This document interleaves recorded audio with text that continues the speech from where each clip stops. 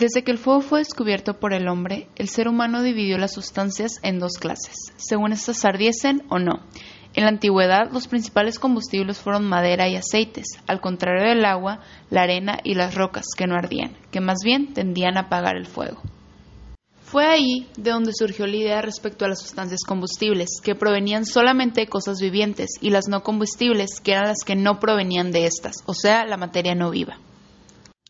Y fue en 1807 que Berzelius, al notar que estas diferencias eran fundamentales, sugirió que las sustancias como el aceite de oliva o el azúcar, productos característicos de los organismos, se llamasen orgánicas, y las sustancias como el agua o la sal, características del medio no viviente, se llamaran inorgánicas, descubriendo así que las sustancias orgánicas podían ser convertidas en inorgánicas, ya sea por calentamiento u otro tratamiento energético. Ahora hablemos de lo llamado vitalismo. ¿Qué es y a qué se refiere? Se le llama vitalismo a la creencia de la cual muchos químicos tomaron postura en siglos anteriores, basada en considerar la vida como un fenómeno especial que no obedece necesariamente las leyes del universo, tal como se aplican a los objetos inanimados, siendo esta creencia predicada muy especialmente por el inventor filósofo Stahl. A los seguidores de esta creencia del vitalismo parecía razonable suponer que era precisa alguna influencia especial, una fuerza vital, operando solamente sobre los tejidos vivos, para así convertir los materiales inorgánicos en orgánicos.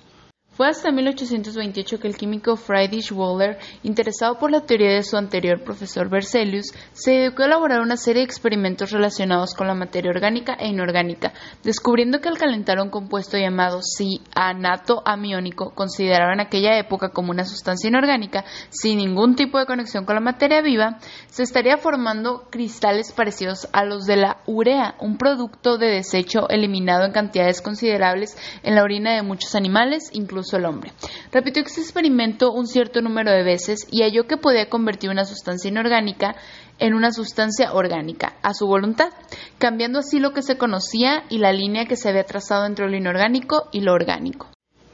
El hallazgo de Wöhler sirvió mucho en aquella época para romper con la influencia del vitalismo sobre los químicos científicos e impulsarlos a intentar la síntesis de sustancias orgánicas. Así como lo hizo Hermann Kolbe en 1845, que sintetizó ácido acético, o como el químico francés Marcelin Berthelot, que durante la década de 1850 efectuó sistemáticamente la síntesis de compuestos orgánicos, confeccionando unas tablas que incluían sustancias tan conocidas e importantes como el alcohol metílico, alcohol etílico, metano, benceno y acetileno, dándose un patrón básico que cruzaba la línea entre lo inorgánico y orgánico.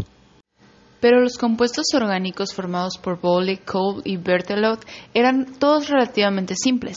Lo más característico de la vida eran las sustancias mucho más complejas, como el almidón, grasas y proteínas. Estos eran menos fáciles de manejar y su exacta composición elemental no era tan fácil de determinar. Todo lo que podía decirse al principio de estas complejas sustancias era que podían separarse en unidades o ladrillos relativamente simples, calentándolas con ácidos o bases diluidas. El pionero en este campo fue el químico ruso Kirchhoff. En 1812 logró convertir almidón, calentándolo con ácido, en azúcar simple que llamó finalmente glucosa. En 1820 el químico francés Henri Braconnot trató de la misma manera la gelatina y obtuvo el compuesto glicina. A través de los años y por una serie de experimentos realizada por los químicos involucrados en esta teoría, fue necesario señalar que todas las sustancias orgánicas, sin excepción, contenían uno o más átomos de carbono en su molécula.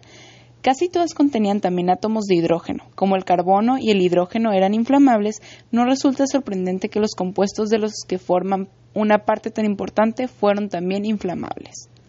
Fue el químico alemán von Stradonitz quien dio el paso lógico. En un libro de texto publicado en 1861, definió la química orgánica simplemente como la química de los compuestos de carbono.